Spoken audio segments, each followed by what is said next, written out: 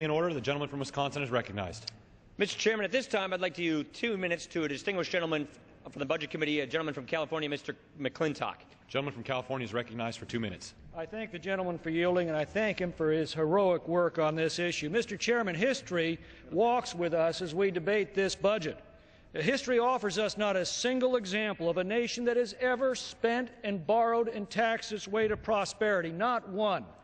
But it offers us many, many examples of nations that have spent and borrowed and taxed their way to economic ruin and bankruptcy. And history is screaming this warning at us that nations that bankrupt themselves aren't around very long, because before you can provide for the common defense and promote the general welfare, you have to be able to pay for it. And the ability of our nation to do so is now in grave danger.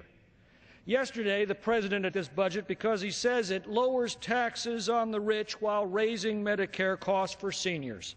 Well, in fact, this budget ends many of the loopholes that have allowed some of the wealthy to pay less than their fair share of taxes, while it lowers the overall rate for those who have paid more.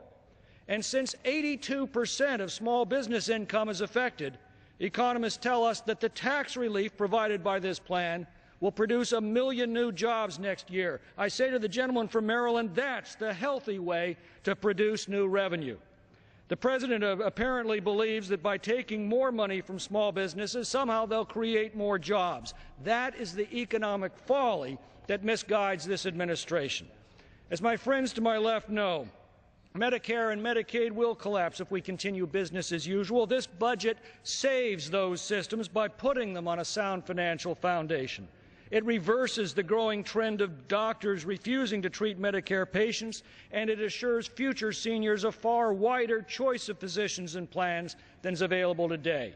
This budget brings federal spending back under control, and it places our nation on a path so that when my children retire, their retirement systems will be safe and secure, and their nation will be debt-free and prosperous. I yield back. Yields back. The gentleman from Wisconsin.